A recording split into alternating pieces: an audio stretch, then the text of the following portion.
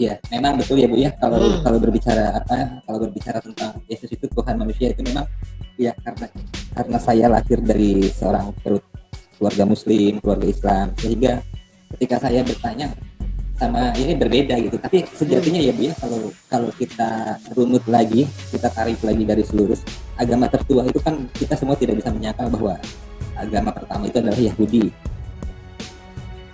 Terus? Betul ya Bu ya. Nah, dari situ Yesus turun, tetapi mereka tidak mau mengakuinya. Begitu kah kira-kira? Sehingga Oke, Anda lanjutin dulu biar nanti saya jelaskan. Silakan Bapak, apa yang mau ini sampaikan. Jadi memang ya Bu ya, gini, mohon maaf sebelumnya.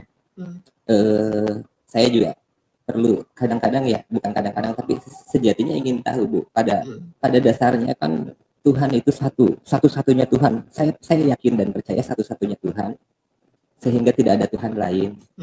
Nah, tetapi aktualnya jadi banyak Bu. Jadi banyak itu karena menjadi 3 golongan lah, kita nggak usah berbicara tentang agama di luar yang lain ya Bu ya.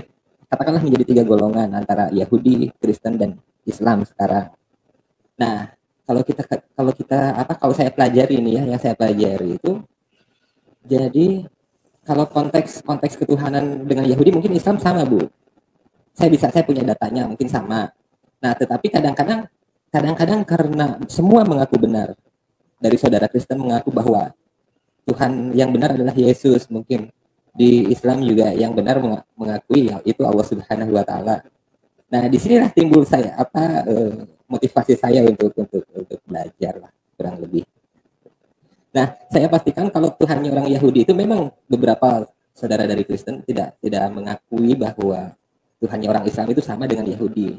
Kebetulan saya juga suka baca ini Bu, pernah baca Talmud ya, sedikit tapi ya, jadi kalau konsep keimanannya pun sama, di mana dilarang membunuh, berzina, memakan daging tanpa disembelih misalnya ya, itu tidak boleh. Nah, kalau saya mempelajari dari Kristen ini memang agak sedikit berbeda, jelas jauh berbeda Bu, karena konteks ketuhanannya itu inkarnasi ya Bu ya, betul ya Bu ya? Firman berinkarnasi. Iya betul, inkarnasi. Sehingga terjadilah muncul Trinitas begitu loh Bu. Jadi saya sih percaya bahwa Alkitab itu, Injil itu ya kita memang sebagai orang Islam juga wajib mempercayainya sih. Cuman hanya saja kadang saya mungkin karena kekurangan ilmu saya untuk memahaminya, sehingga saya pun ingin bertanya ya mungkin sama ahlinya tentu, sama begitu kira-kira. Ya, oke. Nah, yang saya katakan tadi Bu, bahwa kalau di antara ketiga ini Tuhannya berbeda, itu Kristen sendiri Ibu setuju nggak dengan apa yang pendapat saya? Tidak setuju. Oh iya, ya mungkin kalau Ibu tidak sepemahaman atau seperti pandangan saya, bisa dijelaskan Bu, tolong, supaya saya bisa lebih belajar. Ya, nah ini sebenarnya kesalahpahaman ya. Jadi ada banyak orang Yahudi itu tidak memahami apa itu konsep Trinitas yang dipercaya orang Kristen. Ya. Sama seperti di dalam Quran Anda, konsep Trinitas ini dipahami sebagai sesuatu 3 Tuhan atau 3 Allah. Itu keliru. Ya. Tidak pernah di dalam Alkitab Perjanjian Baru, ya, satu rasul pun mengajarkan kita punya 3 Tuhan. Apalagi 3 Allah. Coba kita buka yang sering di framing ya. Ini keliru Pak. Konsep Trinitas itu bukan 3 Tuhan atau 3 Allah. Ya, 1 Korintus 8 ayat 6. Oh. Kalau yang Ibu, maksud saya di dalam Al-Quran apakah ada yang menyatakan bahwa Tuhan itu menjadi 3 atau seperti Trinitas yang dipelajari? Ada Bu? Disebut Allah, Isa dan Maryam. Nah, itu nggak benar lagi. Itu malah itu konsep, jangan katakan Allah ketiga dari yang 3, itu lebih parah lagi tuh. Karena kami tidak pernah menyatakan Maryam sebagai Tuhan. Ya, coba kita buka 1 Korintus 8 ayat 6. Ini kesalahpahaman ini karena konteks ketuhanan yang kita terapkan pada Yesus itu banyak orang yang tidak memahami Pak. Yesus itu bukan cuma Tuhan, dia itu Allah. Maaf Bu, diulangi 1 Korintus 8 ayat 6. Oke, baik Bu, saya bacakan, izin boleh? Tetapi bagi kita hanya ada satu Allah saja, yaitu Bapa, yang daripadanya berasal segala sesuatu, dan yang untuk Dia kita hidup, dan satu Tuhan saja, yaitu Yesus Kristus, yang olehnya segala sesuatu telah dijadikan, dan yang karena Dia kita hidup. Jadi tuduhan bahwa kemudian ada Rasul Paulus menciptakan kekristenan yang ternyata itu tidak betul, Pak. Ternyata itu sudah ada di dalam perjanjian lama. Konsep Trinitas itu tidak melibatkan kemanusiaan Yesus. Tinggalkan dulu. Kemanusiaan Yesus itu bicara kristologi, bukan bicara doktrin Trinitas. Trinitas itu bicara Allah, kebagaimanaan Allah. Pertama kita harus pahami orang Kristen. Trinitas itu tidak pernah berbicara keberapaan jumlah Allah. Ini yang sering disalahpahami orang Yahudi sama orang Islam. Jadi orang Islam itu ya Pak ya, itu menafsirkan karena ada kata tri, berarti ini bicara jumlahnya Allah, ini ada 3 ini. Di blender jadi 1, enggak betul. Saya aja Trinitas Pak. Tubuh, jiwa, dan roh. Tapi apakah saya ada 3 Sofiatul?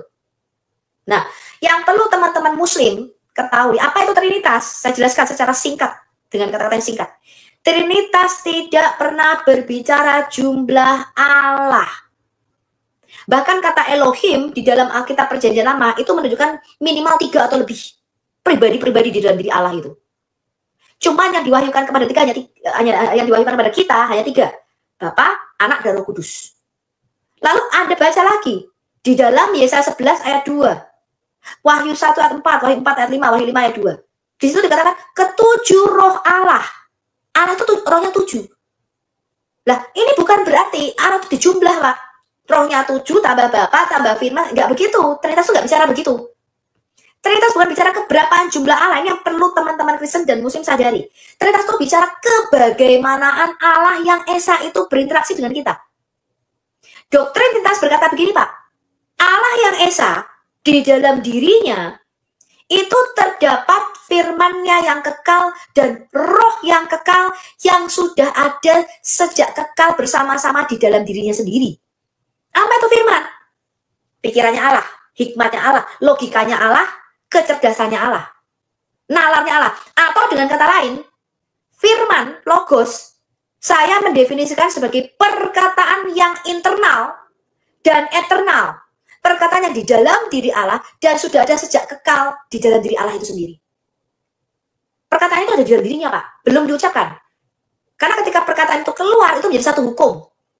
Nah, ketika perkataan ini keluar, apa itu roh Allah? Roh Allah itu nafas hidup Allah. Roh Allah itu hanya nafas hidup Allah. Maka di dalam Alkitab dikatakan, di dalam Ayub Pak, ketika Allah menghembuskan nafasnya, kehidupan itu keluar. Karena nafas Allah itu memberikan hidup. Ketika Allah menarik nafasnya, dikatakan kematian terjadi dan terjadi destruction atau kerusakan. Kenapa? Karena roh nafas Allah itu kembali kepada Allah. Nah, kalau Allah berfirman, maka sama seperti saya Pak, perkataan yang keluar dari mulut saya itu keluar bersama dengan nafas saya. Makanya dikatakan Allah menciptakan segala sesuatu di dalam Alkitab saya, di dalam Mazmur 33 ayat 6 dikatakan Allah menciptakan segala sesuatu melalui dafar firman-Nya dan melalui hembusan nafasnya. Hembusan nafas itu maksudnya rohnya. Gitu loh Pak. Ya, nah perkataan di dalam diri Allah ini karena Dia maha beda dengan saya. Perkataan saya saja bisa menciptakan keadaan. Maka kita mengatakan barang siapa suka menggemakannya, dia akan memakan buahnya. Perkataan saya itu punya kuasa Pak. Dikatakan hidup dan mati dikuasai lidah. Perkataan saya saja bisa mencipta. Apalagi perkataan Allah. Ketika perkataan itu keluar, perkataan ini punya daya cipta. Nah, perkataan ini menciptakan bersama dengan roh atau nafas hidup Allah. Maka nafas itu mengcreate sesuatu, menciptakan sesuatu dan memberikan kehidupan. Maka ketika malaikat Gabriel datang kepada Maryam, malaikat bilang begini, nanti kamu akan mengandung dan melahirkan seorang anak laki-laki. Lalu bilang, loh gimana bisa punya anak? Tanpa laki-laki kok bisa punya anak? Aku kan belum bersuami, dia masih bertunangan. Maksudnya dia belum bersetubuh dengan Yusuf pada waktu itu. Bagaimana aku bisa punya anak? Kok kamu bilang aku bisa punya anak? Gimana caranya? Lalu malaikat berkata apa? Roh Allah akan turun menaungi engkau. Ya, dan firman yang disampaikan itu create sesuatu bersama dengan rohnya. Makanya di dalam Alkitab kita Allah itu menciptakan melalui 2 Pak, firman-Nya dan rohnya. Nah, karena Allah itu maha, maka firman dan rohnya itu beda dengan firman dan roh saya. Kalau perkataan saya hanya sampai kepada Pak Boy dalam bentuk gelombang suara atau dalam bentuk tulisan misalnya, salah enggak? Perkataannya ketika kita datang pada para dafar Elohim, firman itu Bapak baca di dalam Kejadian 15. Datanglah firman Allah kepada Abraham. Itu dalam bentuk wujud manusia, Pak. Kemudian yang berjalan-jalan di taman di Eden, Yang menghembuskan ruah nafas ke dalam lubang hidung Adam, itu Sang Firman. Makanya dikatakan Adam mendengar suara langkah kaki Sang Firman di dalam taman di Eden itu. Nah, kalau Bapak memang nggak bisa terlihat. Kejadian 15 nomor ayat berapa, Bu? Ayat 1. Ya. Datanglah firman Tuhan kepada Abraham dalam bentuk penglihatan, betul? Betul. Lalu Bapak baca ayat selanjutnya. Lalu Janganlah Tuhan, takut Abraham. ya oke. Jangan Datanglah Abraham. firman Tuhan. Dan firman Tuhan itu dafar, Pak. Itu bukan perkataan. Firman Tuhan datang kepada Abraham itu dalam bentuk penglihatan, bentuknya wujudnya manusia. Di mana saya bisa tahu? Dengan ini, janganlah takut Abraham, akulah perisaimu, magenmu, upahmu akan sangat besar. Lalu Bapak baca seterusnya nih, karena aku nggak punya anak sebagainya. Bapak baca ayat 5-nya tuh. Lalu Tuhan membawa Abraham keluar serta berfirman. Jadi firman Tuhan ini identik dengan Yodevave, dengan Tuhan itu sendiri. Membawa itu menggandeng tangan Abraham keluar, Pak. Lah kalau dengan hanya perkataan dan dengan suara, bagaimana mungkin firman itu bisa menggandeng tangan Abraham keluar? Saya tunjukkan ayat lagi, Pak. 1 Samuel 3. 1 Samuel 3. Bapak baca ayat 1 sampai dengan ayat 21. Ini adalah ketika Samuel masih kecil dipanggil menjadi nabi di bawah pengamasan Imam Eli. Di situ dikatakan nih, lalu Tuhan, ini Samuel kan tidur nih di rumah Allah nih, kalau Bapak belum pernah baca ya 1 Samuel 3. Samuel itu Nabi Samuel yang mengurapi Daud menjadi raja. Samuel tidur nih di bait suci Allah di tempat tabut perjanjian. Lalu Tuhan memanggil, Samuel, Samuel. Samuel menjawab, ya Bapak. Ayat 4-nya tuh, 1 Samuel 3 ayat 4. Dipikir tuh yang manggil itu imam besar Eli. Dia lari. Karena belum pada waktu itu penglihatan jarang. Firman Tuhan itu jarang. Makanya Samuel nggak tahu kalau itu suara Tuhan. Sampai 3 kali. Terus Eli bilang ini, enggak, aku nggak panggil kamu kok, tidur lagi. Terus Bapak baca, dia tidur lagi, dipanggil lagi sama Tuhan. Samuel, Samuel. Dia lari lagi, ya Bapak, dia lari. Bapak memanggil aku, maksudnya kepada imam besar Eli bilang, enggak, aku enggak manggil, kamu tidur aja lagi. Sampai 3 kali, Pak. Lalu tahulah imam besar Eli bahwa yang memanggil itu pasti Tuhan. Nah, lalu Bapak baca ini. Sebab itu berkata ayat 9, 1 Samuel 3 ayat 9. Sebab itu berkatalah imam besar Eli kepada Samuel, pergilah tidur, dan apabila dia memanggil engkau, katakanlah, berbicaralah Tuhan sebab hambamu ini mendengar. Maka pergilah Samuel dan tidurlah ia di tempat tidur. Lalu ayat 10 yang dikunci, Pak. Datanglah Tuhan, ini datang Tuhan nih Pak. Datanglah Tuhan, berdiri di sana, dan memanggil seperti yang sudah-sudah, Samuel, Samuel.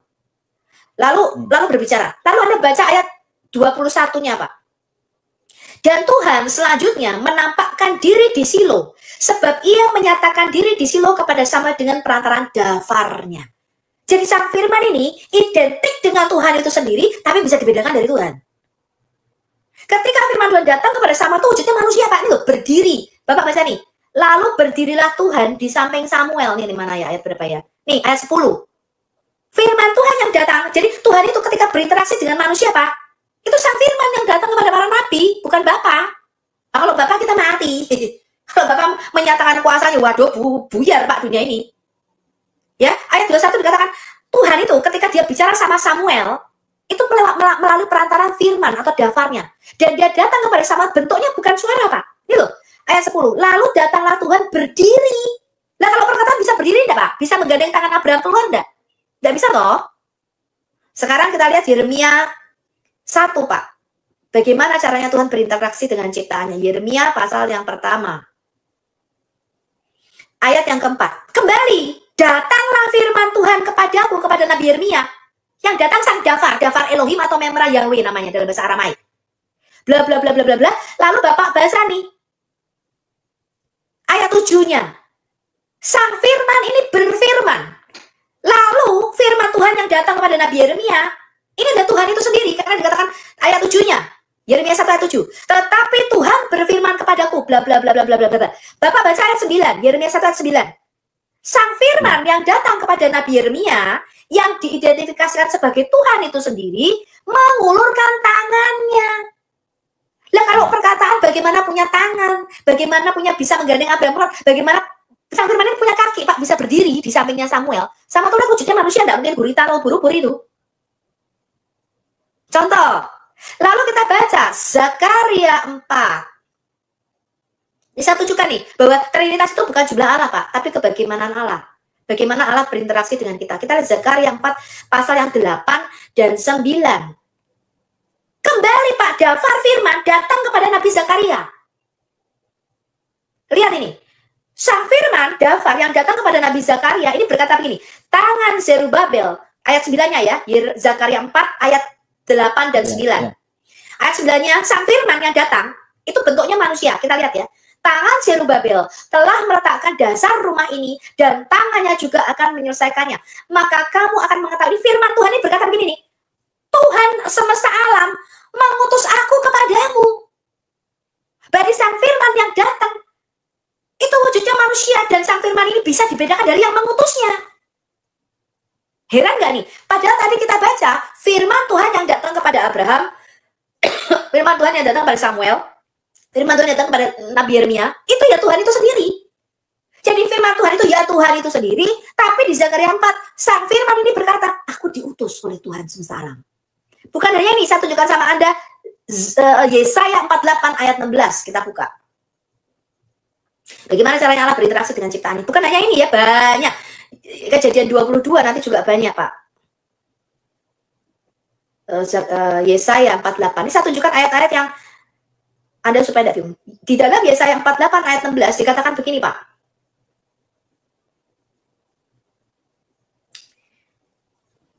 Ini Tuhan yang ngomong ini. Mendekatlah kepadaku, dengarlah ini. Dari dahulu tidak pernah aku berkata dengan sembunyi, dan pada waktu hal itu terjadi aku ada di situ. Ini Tuhan yang ngomong. Dan sekarang ini masih perkataan Tuhan, Pak. Tuhan berkata, dan sekarang Adonai Yahweh Tuhan Allah mengutus aku dengan rohnya.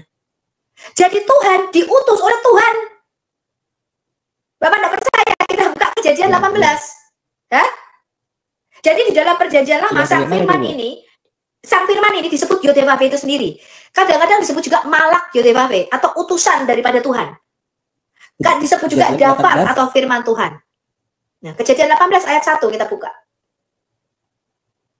Ketika Tuhan datang dalam wujud manusia. Jadi ketika firman itu datang, Pak, di dalam perjanjian lama itu kadang-kadang wujudnya malaikat, wujudnya roh.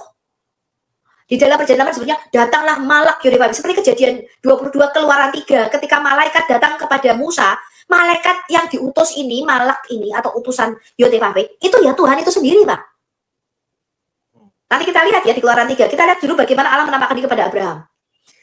Kejadian 18, Pak, ayat 1 dikatakan begini. Kemudian Tuhan Yodevave menampakkan diri kepada Abraham. Menampakkan diri ini kepada Abraham. Dekat pohon tarbantin di Mamre, sedang ia duduk di pintu kemahnya waktu panas terik. Ini wujudnya manusia, 3 manusia lagi, Pak. Ketika Abraham mengangkat mukanya, dia tidak melihat satu. Abraham melihat 3 orang. 3, bukan 1. 3 orang berdiri di depannya. Sesudah dilihatnya mereka, ia berlari dari pintu kemahnya, menyongsong mereka, lalu sujudlah ia sampai ke tanah. Sujud kepada 3 orang ini. Dan Bapak kalau baca ya Pak, 3 orang ini berfirman bersamaan. Seakan-akan 3 ini satu. Ini Bapak kalau nggak percaya nih. Ini bukan malaikat Gabriel, Mikael itu bukan, Pak. Ayat ke-9. Ini kan Abraham bilang, ayo mampir, aku membasuhlah kakimu, nanti aku bikinkan roti, dan Abraham menyuruh Sarah untuk memasak ini kan, lembu sapi itu ya. Terus ayat 9-nya berkata begini, Pak. Lalu kata mereka ini seperti 3 orang ini, Pak. Bersamaan ngomong sama Abraham. Di manakah Sarah istrimu? Jadi seakan-akan 3 orang ini satu. Ayat 10-nya dan firmannya. Jadi 3 ini satu, Pak. Yang dilihat Abraham itu 3 orang. Tapi 3-3-nya ini satu. Berfirman bersamaan. Dan 3-3-nya ini sang firman yang datang ke bumi menampakkan kepada Abraham. Ini di Kejadian 19 disebut malak utusan dari surga. Tapi tadi di Kejadian 18 ayat 1 utusan ini Tuhan itu sendiri, betul? Yang menampakkan diri kan Tuhan tadi, betul? Kemudian Tuhan menampakkan diri, betul? Nah, ini baru beberapa ayat saja nih, supaya Anda tidak bingung. Ya, jadi di dalam perjanjian lama, Pak, ketika Allah itu berinteraksi dengan kita, itu sang firman, Elohim, itu bukan satu, Pak. Kita nggak tahu berapa yang menampakkan diri kepada Abraham, aja 3. Lah, ketika Tuhan menampakkan diri kepada Abraham dalam wujud 3 manusia laki-laki, apa kemudian surga kosong begitu, Pak? Kan nggak mungkin, toh? Betul nggak? Ya. Oh, Allah turun ke bumi. Ya, berarti surga kosong kan bukan begitu. Ayat ini merupakan kisah kunjungan Tuhan. kalau Kejadian itu kan memang dari Perjanjian Lama ya Bu ya. Ini kitab Taurat Musa. Iya betul. Itu dikatakan kisah kunjungan Tuhan ya, memang apa ya, ya saya sebagai orang Islam juga harus mempercayai itu gitu Bu. Bahkan duduk makan lagi kan bersama-sama Abraham. Dan 2 malaikat kepada Abraham dan Sarah di pohon terbantin Mamre. Jadi para rabi itu menafsirkan yang satu Tuhan, yang 2 malaikat. Tidak betul. 3-tiganya itu Elohim.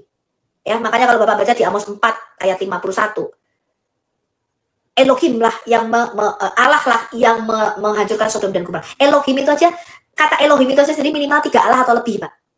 Kata Elohim itu loh, Pak. El itu bentuk tunggal daripada Allah, satu Allah. Elohim itu hanya 2 Allah. Elohim itu minimal 3 atau lebih. Jadi Allah kita itu satu di dalam kejamakannya, Pak. Nah, itulah misteri Allah. Tetapi yang dia singkapkan kepada kita hanya Bapa, Anak, dan Roh Kudus. Bapa di dalam Perjanjian Lama, Yod-Heh-Vav-He, Tuhan, Adonai Yod-Heh-Vav-He, kemudian Firman Yod-Heh-Vav-He, dan Roh Yod-Heh-Vav-He. Itu yang dia singkapkan pada kita. Tapi kenyataannya Allah itu maha kuasa karena dia bisa menjadi berapapun yang dia mau, dan dia bisa menjadi apapun yang dia mau, Pak. Di dalam Perjanjian Lama kadang Allah menampakkan diri dalam wujud manusia, tadi saya sudah tunjukkan ayat-ayatnya, kadang dalam wujud roh, malaikat, disebut malak Yod-Heh-Vav-He. Kadang dalam wujud, ini Pak, apa namanya, kalau Bapak baca di Keluaran 3 nih misalnya. Coba Bapak buka Keluaran 3, ketika Tuhan menampakkan diri kepada Musa, ini paling jelas juga ayatnya. Kadang dalam rupa elemen. Ayat berapa? Ayat 2.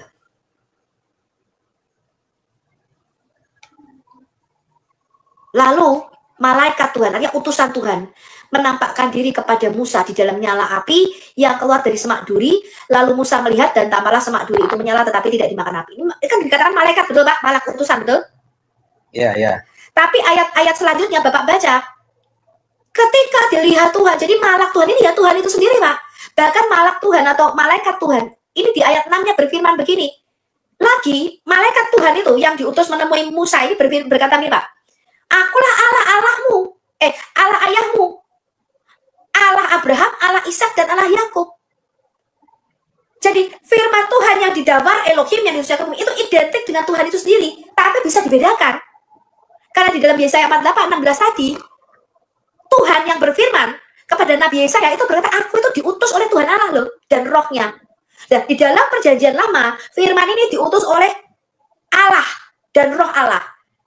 Tapi di dalam Perjanjian Baru, Pak, Bapak baca nih misalnya, Yohanes 14 ayat 26. Bapa itu mengutus Roh Kudus dan firman-Nya. Yesus itu diutus ke bumi. Nah, di dalam Perjanjian Lama, firman ini diutus itu kadang-kadang menampakkan diri sebagai malaikat, bentuk rupanya roh. Orang lain tidak bisa lihat tuh. Tapi kadang-kadang dalam wujud manusia, sehingga Sarah, pegawai-pegawainya tuh bisa lihat, yang datang itu ya manusia gitu loh, laki-laki.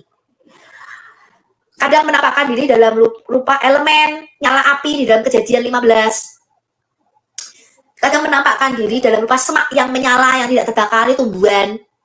Kadang menyatakan diri sebagai binatang, Pak, sebagai, kalau Bapak baca di dalam Perjanjian Baru, Roh Allah, Roh Kudus turun dalam rupa burung merpati. Di dalam Kisah Rasul 2, Roh Kudus turun, Allah itu turun, Pak, dalam rupa nyala api. Nah, karena itu maha kuasa di dalam definisi Alkitab, itu artinya Allah bisa menjadi berapapun yang dia mau, Allah bisa menjadi apapun yang dia mau, tapi dia tetap Allah yang satu.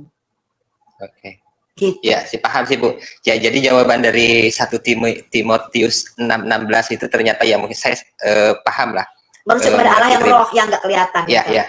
Itu sih yang mungkin yang membuat saya bingung itu ya, karena apa? Ya di situ dikatakan bahwa satu-satunya tidak terlihat, dan tetapi kalau saya baca tidak terlihat, tapi bukan berarti nggak bisa dilihat, Pak. Dia tidak terlihat karena dia roh. Tapi kalau dia menampakkan dirinya, menyatakan dirinya kan bisa kelihatan. Bu Sofi, Ibu bisa ini Bu, tolong bantu saya jelaskan di sini Bu, sebentar Bu. Ya, saya 29:12 Bu. Ya, di situ itu saya apa ya? Saya juga dapat referensi sih itu. Kalau Ibu bersedia dan sudi menjelaskannya, mungkin saya akan lebih senang. Tapi saya juga soalnya memang apa ya Bu ya? Tapi yang ya, bisa membaca gitu ya.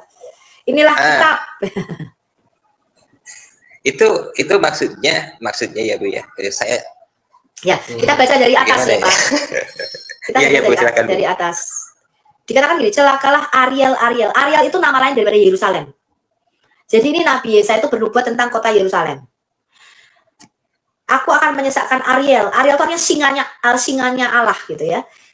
Itu maksudnya nama lain dari kota Daud gitu ya, Yerusalem. Terus gini katakan Pak, aku akan berkemah di segala penjuru mengepung engkau. Ini kata Tuhan ya.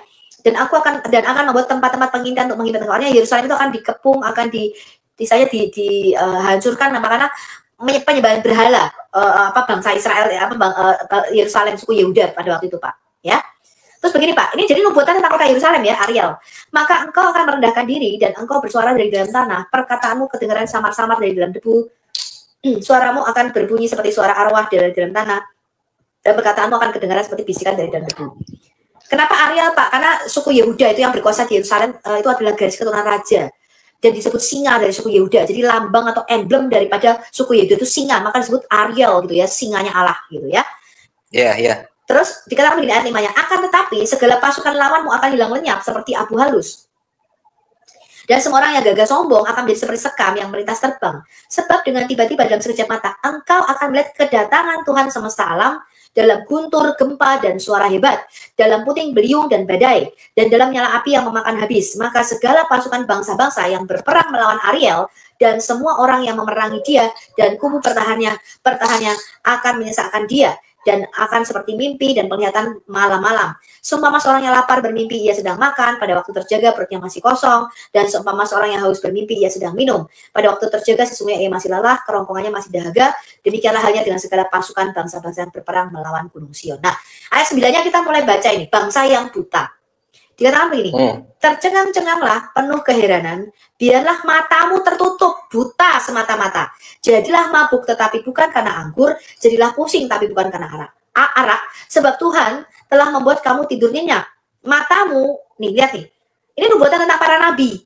Matamu, yakni para nabi telah dipejamkannya. Artinya apa? Para nabi itu tidak mendapatkan penglihatan. Karena para nabi itu punya karunia spesial. Para nabi itu dari kata navi'i, itu artinya pelihat. Desir. Makanya dikatakan matamu tertutup. Artinya melihat apa? Melihat sesuatu yang akan datang, sesuatu yang belum terjadi tapi akan terjadi. Paham Pak? Iya, ya paham. Nah, Bu Sofi, ini izin dulu saya sebentar sama teman-teman. Banyak teman-teman yang bilang saya nggak puasa. Kalau di tempat saya pastikan sekarang sudah jam 8:30 malam ya. Jadi jam di saya memang berbeda sama tempat kalian. Mungkin belum buka puasa. Ya, biarin aja. Ini biar nggak jadi biar nggak jadi fitnah. Di tempat saya udah malam ini, udah jam mau jam 9. Nah, ini perhatikan nih Pak. Sebab Tuhan telah membuat kamu tidur nyenyak. Matamu, yakni para nabi, telah dipejamkannya. Dan mukamu, yaitu para pelihat, telah ditudunginya. Maka bagimu penglihatan dari semuanya itu. Jadi yang diberikan kepada para nabi itu bukan kita Pak. Para nabi itu tidak pernah dikasih kitab, itu nggak pernah. Tapi dikasih penglihatan. Nah, penglihatan itu jadi kita tuh seumpama Pak. Maka bagimu penglihatan dari semuanya itu seperti isi sebuah kitab yang termeterai, kitabnya tertutup. Apabila itu diberikan kepada orang yang tahu membaca, dengan mengatakan tahu membaca ini maksudnya para nabi, para pelihat, baiklah baca ini, maka ia akan bilang aku tidak dapat sebab kitab itu termeterai. Jadi para nabi itu tidak bisa menafsirkan penglihatan itu loh Pak, maksudnya. Bukan kitab. Maksudnya penglihatan itu seumpama sebuah kitab yang ditutup. Kamu tidak bisa baca. Dan apabila kitab itu, maksudnya penglihatan itu dikasih tahu kepada orang yang tidak dapat membaca, bukan para nabi, orang-orang awam, baiklah baca ini, maka dia akan juga melihat aku tidak dapat membaca. Dan Tuhan telah berfirman, oleh karena bangsa ini datang mendekat dengan mulutnya dan memuliakan aku dengan bibirnya, padahal hatinya menjauh daripadaku, dan ibadahnya kepadaku hanyalah perintah manusia dihafalkan, maka sebab itu sesungguhnya aku akan melakukan pula hal-hal ajaib kepada bangsa ini, keajaiban juga menakjubkan, hikmat orang-orang yang beriman akan hilang, dan kearifan orang-orang yang arif akan bersembunyi. Gitu maksudnya. Jadi penglihat, walaupun diperlihatkan, dikasih tahu sama nabi nanti lo kamu akan dibuang ke Babel gitu, mereka itu nggak ngerti, nggak menangkap gitu maksudnya. Jadi bukan kitab. Jadi sih pada intinya Bu begini ya, saya mempelajari Alkitab jadi sejujurnya kalau kita mencari kebaikan atau kebenaran, ya saya pikir akan kebaikan yang kita dapat. Tetapi kalau kita mencari kesalahan di dalam kitab manapun, saya pikir maka yang akan kita dapat adalah kesalahan, kan begitu ya Bu ya. Nah kebanyakan ini saya juga mungkin pengen mengkoreksi juga sama yang lain. Jadi ketika seseorang yang berbicara tentang lintas agama itu, mereka tidak mencari motivasinya bukan untuk mencari kebaikan, Bu, tetapi mencari kesalahan. Sehingga ketika dia menemukan Galatia 3:13 dikatakan makhluk terkutuk segala macam, ya mungkin mindsetnya juga akan mendapatkan apa ya, kesalahan gitu, karena motivasinya memang mencari kesalahan. Ya semoga saya bisa dapat apa yang saya inginkan gitu ya, Bu Sofia. Mudah-mudahan. Ya, jadi tadi ya saya belum menjawab masalah tiga agama ini, Pak.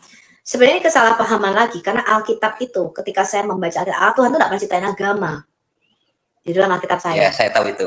Ya, ya. Itu, ya. Nah, itu satu. Ya, Tapi Allah itu menciptakan kerajaan. Nah, ini makanya pengajaran Allah itu selalu bernapaskan kerajaan. Ini yang terus-menerus saya dengungkan, terus-menerus ini pastor-pastor pesan sama saya, Bu Sofi, tolong ini diajarkan terus-menerus karena jemaat ini nggak ngerti, dipikir itu ke situ agama. Ya, padahal Tuhan itu selalu berbicara Injil kerajaan, Injil kerajaan, kerajaan, kerajaan, kerajaan. Yesus datang itu sebagai raja, Pak, bukan sebagai apa namanya, penginjil yang membawa orang masuk Kristen. Ya, makanya Bapak baca di Matius 2, di manakah raja orang Yahudi yang baru dilahirkan Mesias itu raja, Pak. Yesus itu datang bukan sebagai penginjil. Yesus itu datang sebagai raja. Jadi Yesus itu bukan untuk mengkonvert orang Yahudi dimasukkan menjadi agama Kristen, bukan, itu pikirannya keliru. Makanya ada orang Muslim berkata, di mana Yesus mengenal orang Kristen? Nah, dipikir Yesus itu datang lahir sebagai penginjil kayak Billy Graham gitu loh. Nah, bukan. Yesus datang sebagai raja. Yang dia beritakan itu kerajaan. Dia datang membawa otoritas kerajaan surga. Maka Yesus berkata begini, datanglah kerajaanmu dan jadilah kehendakmu di bumi. Bukan jadikanlah mereka orang Kristen. Tidak begitu cara mikirnya. Nah, itu satu kesalahpahaman yang harus saya luruskan. Yang kedua, pengertian Trinitas tadi itu harus dibedakan dengan pengertian Yesus sebagai Mesias. Nah, kami orang Kristen, kami ini adalah orang yang sudah percaya bahwa nubuatan kedatangan Mesias oleh para nabi di dalam perjanjian lama itu sudah digenapi oleh Yesus Kristus. Saksinya adalah para rasul. Jadi para rasul di dalam perjanjian baru itu merupakan saksi mata bahwa nubuatan para nabi di dalam perjanjian lama itu sudah digenapi. Maka para rasul mengatakan, ini loh yang dijanjikan para nabi, kami ini saksinya. Yesus ini loh Mesias yang dijanjikan itu. Dia tuh loh raja yang dijanjikan. Dia tuh nabi itu loh yang dijanjikan itu, seperti Musa yang kamu minta. Nabi sendiri yang dari Tuhan, karena kamu nggak mau Tuhan bicara langsung sama kamu maunya minta seorang manusia gitu loh. Lah Allah sendiri turun jadi manusia. Maka dikatakan seluruh kepenuhan di dalam diri Yesus Kristus, di dalam tubuh jasmani Yesus Kristus, itu seluruh kepenuhan kealahan itu tinggal di dalam dia. Allah itu mau jadi raja kita, Allah itu mau jadi nabi, dia mau bicara sendiri sama kita. Allah itu mau menjadi imam bagi kita. Tapi karena kita manusia, kita tidak mau Allah yang adalah roh itu, kenapa terlalu dahsyat dia. Maka kita minta, Tuhan kirim aja manusia lah, nanti kami mati. Nah maka Allah itu datang, Pak, dalam wujud manusia, supaya kita itu bisa melihat kemuliaannya, supaya nggak takut. Kalau di dalam perjanjian lama, barang siapa menjamah hadirat Tuhan, dia mati. Tapi barang di dalam perjanjian baru, kalau kita menjamah Yesus sebagai bait suci Allah, nggak mati kita, malah sembuh. Bedanya begitu. Di dalam perjanjian lama, Pak, barang siapa masuk ke bait suci, tidak kudus, mati dia di sana. Tapi Yesus disebut bait kudus Allah dalam wujud manusia. Nah, di dalam perjanjian lama bentuknya bangunan. Dalam perjanjian baru tidak. Bait kudus Allah itu datang bukan wujudnya bangunan. Yesus disebut batu yang hidup. Kita ini disebut batu-batu hidup. Kita ini tubuh Kristus, bangunan Kristus.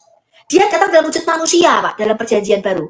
Maka kita pun orang Kristen itu disebut bait Allah. Wujudnya saya ini bait suci, Pak.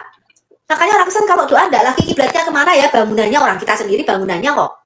Kita disebut batu-batu yang hidup. Yesus disebut batu penjuru. Gitu deh, Pak. Oke, terima kasih Bu Sofi atas yang tadi 1 Timotius itu saya sudah jelas. Nah, kembali lagi Bu, saya kan memang tidak memahami apa Kristen ya. Sehingga saya ingin bertanya juga di dalam Lukas 4 ayat 8 ini, yang mana Yesus berkata, sembahlah Allah Tuhanmu dan hanya kepadanya sajalah kamu harus beribadah.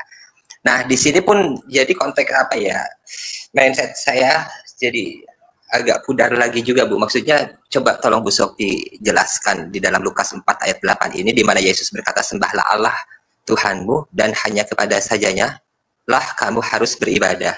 Bagaimana Bu? Di dalam Matius 4 dan Lukas 4 itu kan Ella memberi judul pencobaan Yesus oleh iblis gitu kan. Nah, karena di dalam mindset benak teman-teman Kristen dengan benak saudara-saudara kita Muslim, kata Tuhan yang dikenakan kepada Yesus ketika kita menjadi Yesus Tuhan, itu pikiran kalian itu Yesus itu pencipta. Pikiran kalian itu Yesus itu Allah, dipikir itu Allah Bapa, bukan Pak. Yesus itu Allah tapi bukan Allah Bapa. Ya, maka dikatakan dia monogenes, satu jenis sama Bapa, jenisnya Allah. Karena kata Allah, kenapa? Ya, saya paham, Bu. Maksud saya di sini bahwa Yesus itu mengatakan sembahlah Allah Tuhanmu dan hanya kepada saya jelaskan, bentar. Yesus itu datang, Bapak itu mesti ngerti, dia datang itu sebagai Adam yang kedua, sebagai manusia prototipe manusia baru. Kenapa? Karena Adam yang pertama itu gagal, Pak, ketika dicobai. Bapak baca di Kejadian pasal 3. Di dalam Matius 4 dan Lukas 4 ini, Yesus itu menggantikan kedudukan Adam. Adam itu disebut anak Allah. Di dalam Lukas pasal yang ketiga. Adam yang pertama itu gagal, Pak. Untuk menjadi apa? Menggenapi rencana Allah sebagai raja, sebagai imam, dan sebagai penguasa di bumi. Adam yang pertama itu menyerahkan kerajaan manusia di bumi ini ke dalam tangan iblis. Maka kalau Bapak baca tuh di ayat 5 dan ayat 6-nya. Kemudian iblis ini membawa Yesus ke suatu tempat yang tinggi. Dan dalam sekejap mata ia memperlihatkan kepadanya semua kerajaan dunia, ini kerajaan manusia. Kerajaan dimensi kita nih, dimensi materi. Lalu kata iblis kepada Yesus, kepada Adam yang kedua ini, berkata begini, segala kuasa itu, kuasa di bumi ini, serta kemuliaannya akan diberikan kepadamu. Sebab semuanya itu telah diserahkan kepadaku. Siapa yang menyerahkan kerajaan manusia di bumi kepada iblis? Adam yang pertama, Pak. Kerajaan manusia, kerajaan Adam di bumi ini jatuh ke tangan kerajaan kegelapan. Sehingga Anda dan saya itu harus mati. Kerajaan iblis ini, Pak, di dalam Alkitab itu disebut kerajaan kematian atau kerajaan kegelapan. Ya, sehingga sejak Adam di pasal ketiga jatuh dalam dosa, dia memberontak melawan kerajaan surga. Dia berontak nih, kerajaan manusia ini berontak melawan kerajaan surga. Maka kerajaan manusia diserahkan sama Tuhan ke dalam tangan iblis. Bapak baca itu, Kejadian pasalnya ketiga. Maka sejak saat itu ada dosa dan kematian, kutuk itu berada di bumi ini. Karena kita ini berada di bawah kerajaan maut namanya. Yesus datang, Pak, sebagai Adam yang kedua, karena Adam yang pertama gagal. Yesus datang itu untuk mengambil alih kedudukan Adam yang kedua, sebagai raja, sebagai imam, sebagai nabi. Nah, Yesus datang sebagai manusia ini sangat penting. Di dalam kemanusiaannya ini, dia dicobai sama seperti Adam yang pertama. Makanya percobaannya persis itu sama. Makanan, sama seperti Adam yang pertama. Dicobai untuk menjadi sama seperti Allah. Dan dicobai untuk apa? Makanan, kemudian apa? Mengubah batu menjadi roti sama seperti Adam yang pertama dicoba untuk makan, ya. Percobaan pertama itu makanan, Pak.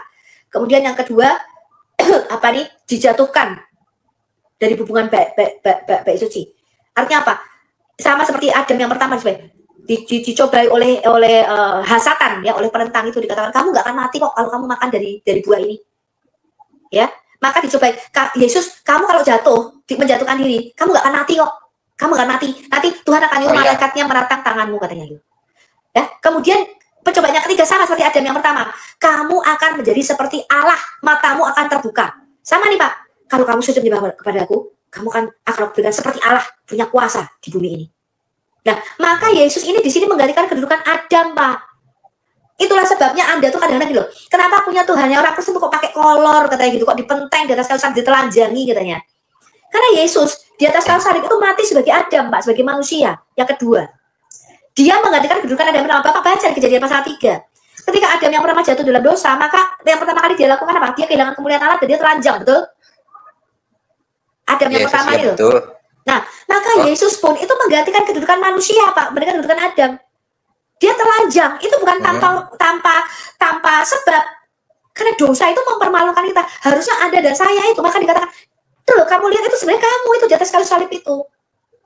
Maka kutuk, dia mengenakan mahkota duri sebagai lambang apa? Kutuk, Pak. Bapak ingat di pasal Kejadian pasal 3 ketika Adam jatuh dalam dosa. Maka dikatakan, bumi ini kena kutuk dan semak duri yang akan dihasilkannya bagimu. Dia menanggung kutuk, itulah Galatia 3:13. Dia menanggung kutuk dosa kita. 2 Korintus 5 ayat 21. Dia yang tidak berdosa dijadikan dosa karena kita. Dia menanggung, dia mati sebagai manusia, Pak. Karena nggak ada satupun manusia yang tidak berdosa yang bisa mati menggantikan dosa manusia lainnya. Cuma manusia yang tidak berdosa yang bisa menebus dosa kita. Ini ada juga dalam Quran Anda. Manusia berdosa tidak bisa menanggung dosa orang lain. Betul. Kalau saya, karena dosa itu di dalam Alkitab, Pak Boy, itu disamakan dengan hutang.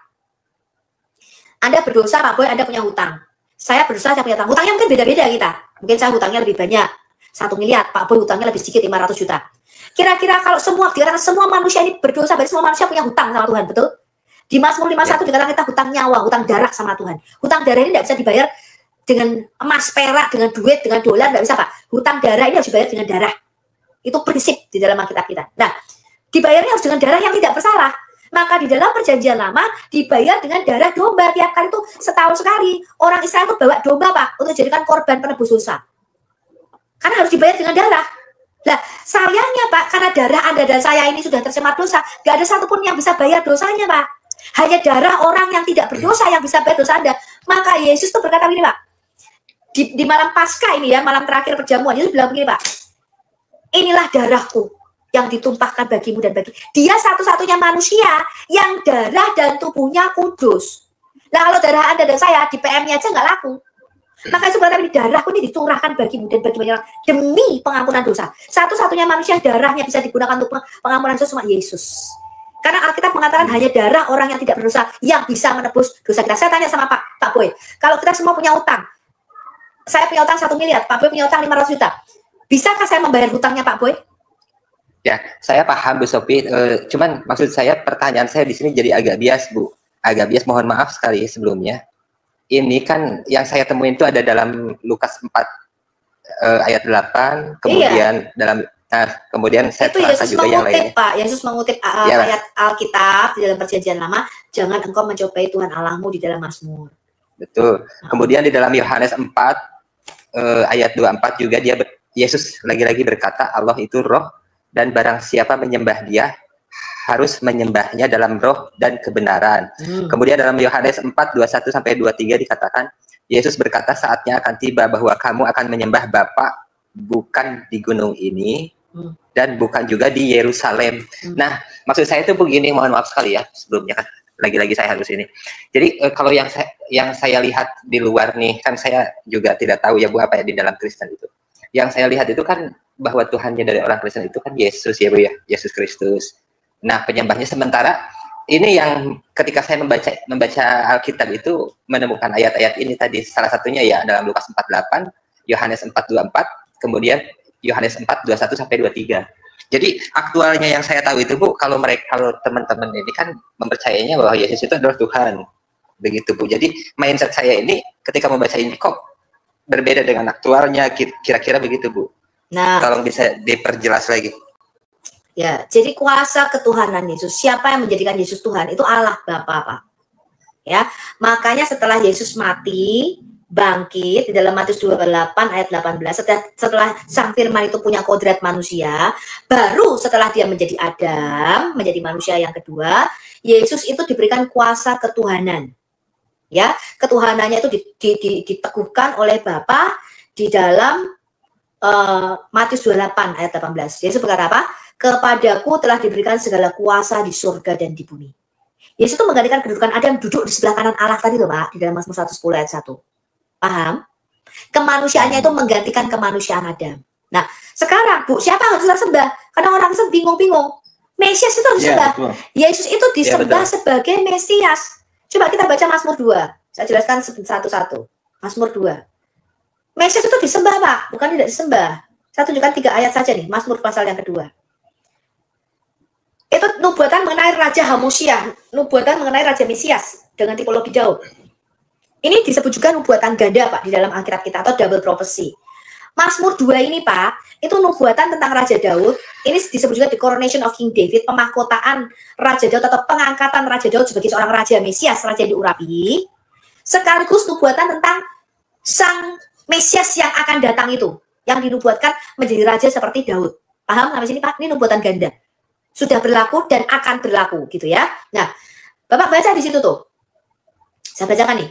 Mengapa rusuh bangsa-bangsa? Mengapa suku-suku bangsa mereka-reka perkara yang sia-sia? Nih, perhatikan ayat 2-nya nih. Raja-raja dunia bersiap-siap dan para pembesar bermufakat bersama-sama. Ini raja-raja dunia nih. Melawan Tuhan dan yang diurapinya. Betul? Di situ? Mazmur 2. Nah, melawan Tuhan. Tuhan itu Yodebave, Pak, di situ. Yang diurapinya itu Mesiasnya. Jadi di situ tuh yang dilawan 2, Pak. Melawan Tuhan dan Mesiasnya. Kenapa yang dilawan 2? Memberontak terhadap Sang Mesias. Memberontak terhadap Tuhan. Kenapa? Karena Tuhan telah memberikan kuasa memerintah di bumi ini kepada manusia, Adam. Daud itu disebut tipologi gambaran daripada Yesus. Yang diberontak 2 bukan 1. Sekarang kita lihat ini. Dia, ayat 4-nya nih. Dia yang bersemayam di surga tertawa. Tuhan mengolok-olok mereka. Maka berkatalah dia kepada mereka dalam murkanya dan mengejutkan mereka dalam kehangatan amarnya. Akulah yang melantik rajaku di Sion, gunungku yang kudus. Jadi Tuhan itu kerajaan surga, Pak. Dia itu mau berekspansi ke bumi. Tapi karena Allah kita roh, dia tidak bisa, dia tidak punya tubuh fisik ini loh, bagaimana dia memerintah di bumi. Maka dia itu menciptakan makhluk jenis spesies baru namanya manusia. Yang diberikan kuasa sama seperti kerajaan surga. Untuk apa? Adam itu diciptakan. Manusia diciptakan itu untuk duduk di sebelah kanan tadi loh, Pak. Apa arti kata duduk di sebelah kanannya? Memerintah bersama dengan dia. Jadi Adam, manusia itu diciptakan untuk memerintah bersama dengan Allah kita. Alkitab menyebutnya kita tuh sebagai rekan sekerja Allah, partner Allah. Di mana Allah kita itu memerintah dalam kerajaan roh. Dia disebut Raja Surga. Tetapi Adam itu memerintah di bumi. Tuhan di bumi itu Adam, Pak. Adam itu disebut raja di bumi. Dan kerajaan Adam di bumi itu harus tunduk pada kerajaan surga. Tadinya berada di bawah kerajaan surga. Bapak baca Daniel pasal yang keempat. Ya, ayat 1 sampai dengan 37. Kerajaan bumi itu harus tunduk pada kerajaan surga. Tetapi karena Adam yang pertama ini memberontak, jatuh. Tadi loh Pak, dia melawan raja surga. Di pasal 3 Kejadian. Maka Adam itu telah memindahkan kerajaan manusia di bumi itu di bawah kerajaan maut, Pak, di bawah iblis tadi loh yang Bapak baca, Lukas 4 dan Matius 4. Maka Yesus itu, Pak, datang sebagai Adam yang kedua. Untuk apa, Pak? Mengambil alih kembali dominion kekuasaan di bumi supaya Adam kembali berkuasa di bumi. Gitu loh, Pak. Diambil alih nih sama Allah kita. Aku akan jadi Adam. Aku akan mengambil alih kembali kerajaan manusia di bumi ini. Maka dikatakan di dalam Matius 28 ayat 18, segala kuasa di surga dan di bumi telah diberikan kepadaku. Lalu dikatakan apa? Lalu murid-muridnya melihat Yesus terangkat ke surga dan duduk di sebelah kanan Allah. Betul? Kata duduk itu bukan Allah Bapa, rambutnya putih, sebelah kiri, Yesus sebelah kanan, lalu tengahnya burung merpati, lambang Roh Kudus, bukan begitu, Pak. Duduk di sebelah kanan itu gambaran Yesus itu menggantikan posisi Adam. Gitu loh tadi loh Pak, di dalam Mazmur 110 ayat 1. Duduk di sebelah kananku sampai ku buat musuhmu menjadi tumpuan kakimu. Itu berkaitan dengan 1 Korintus 15 ayat 24. Maka Yesus harus memegang pemerintahan segala sesuatu sampai segala sesuatunya takluk di bawah kaki Yesus, termasuk dosa dan maut. Jadi Yesus itu lahir sebagai raja, Pak, raja Mesias. Bapak baca coba Lukas 1 ayat 30 sampai dengan 33. Sebelum saya ke Yeremia 30 ayat 9. Apakah Mesias harus disembah? Lukas 1 30 sampai 33. 30 sampai 33. Aduh. Sebentar, Bu. Ya, oke. Sesungguhnya engkau akan mengandung dan Malaikat Gabriel datang sama Maria nih. Lah ini apa nih tujuan Yesus datang? Ini ada banyak orang juga terprovokasi sama musim. Di mana Yesus berkata, akulah Allah, sembahlah aku. Loh, enggak begitu. Yesus datang tuh bukan sebagai akulah Allah, pencipta, sembahlah. Enggak gitu, Pak, cara mikirnya. Yesus datang itu sebagai Mesias, Al-Masih. Nah, coba kita baca Lukas 1 ayat 30 sampai 33. Apa kata malaikat Gabriel kepada Maria? Hai Maria, sebab engkau beroleh kasih karunia di hadapan Allah, sesungguhnya engkau akan mengandung dan akan melahirkan seorang anak laki-laki. Dikatakannya sih seorang anak di sini, Bu. Dan hendaklah engkau menamai dia Yesus. Allah akan mengaruniakan kepadanya tahta Daud, bapa leluhurnya, dan ia akan menjadi raja atas kaum keturunan Yakub selama-lamanya, dan kerajaannya tidak akan berkesudahan. Nah, ini pengajaran yang panjang nih yang saya jelaskan sama Pak Boy. Ini rangkuman Kejadian sampai Wahyu, Pak. Jadi Yesus datang itu untuk menggenapi nubuatan di dalam perjanjian lama sebagai Mesias, Pak. Sebagai raja. Maka dikatakan Tuhan Allah akan mengaruniakan kepada Yesus tahta Daud, betul? Ya, di sini dikatakan begitu. Bapak leluhurnya apa? Yesus sebagai raja. Misalnya tadi Pak di Mazmur 2 yang baru kita baca. Sebagai raja di Sion. Ya, menggenapi nubuatan. Nanti akan datang seorang raja Mesias seperti Daud. Ya. Ya, maka dikatakan hari ini telah lahir bagimu Mesias, Al-Masih, Kristus, Tuhan di kota Daud. Masuk Tuhan di situ tuh maksudnya tuh menggantikan kedudukan Adam sebagai Tuhan di bumi. Ketuhanan itu berkaitan dengan manusianya. Makanya orang Kristen tidak pernah nyanyi Yesus Tuhan dan manusia. Enggak pernah begitu, karena kemanusiaannya itu ya Tuhan di bumi. Orang Kristen nyanyi Yesus Tuhan dan Allah kami. ketuhanannya itu selalu berkaitan dengan gelar Yesus sebagai Mesias. Sampai sini paham? Selalu. Ya. Kalau Mesias itu saya yakin, Bu. Ya. Oke, sebentar. Tunggu. Pelan-pelan satu-satu saya bawa Bapak logikanya nih. Lalu malaikat Gabriel berkata begini, Tuhan Allah akan mengaruniakan kepada Yesus sebagai Mesias tahta Daud. Berarti menjadi raja, betul? Supaya dia apa? Memerintah atas bangsa pilihannya, Israel, Yakub, keturunan Yakub, dan kerajaan Mesias tidak akan punah, kekal, betul? Ya. Nah, makanya Yesus kan menggantikan kedudukan Adam yang pertama yang gagal loh, kerajaannya ini udah lepas dari kerajaan sorga. Nah, di dalam Mazmur 2, saya kembali ke Mazmur 2. Ayat yang ke-7, 6 ke-7. Akulah yang telah melantik rajaku di Sion gunungku yang kudus. Jadi Tuhan itu mau bekerja sama dengan manusia.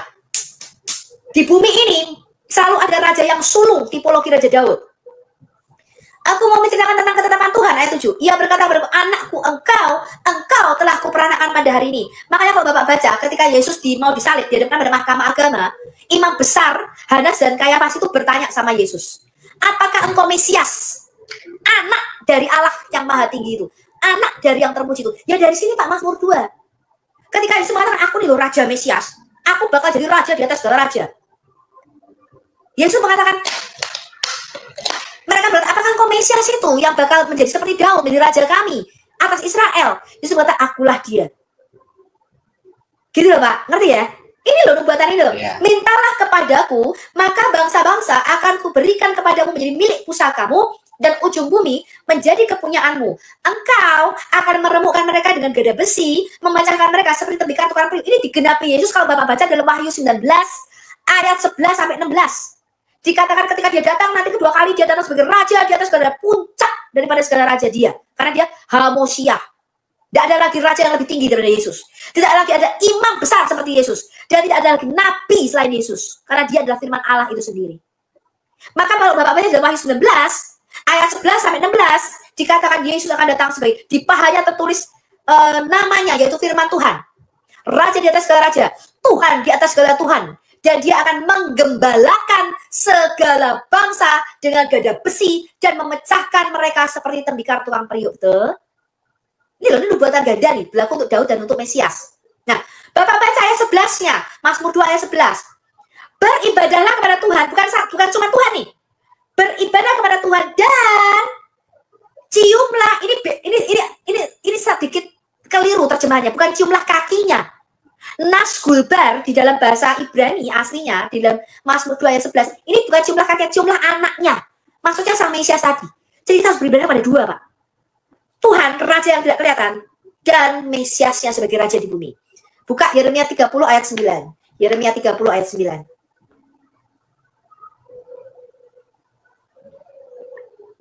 Di dalam Yeremia 30 ayat 9 ini perkataan Tuhan sendiri ya. Ya.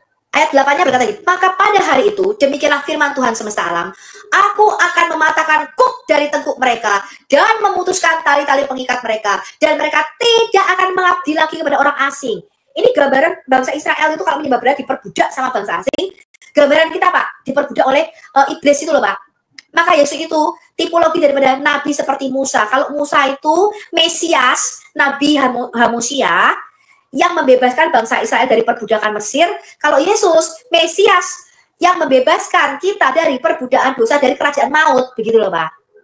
Nah, Bapak baca ayat 9-nya.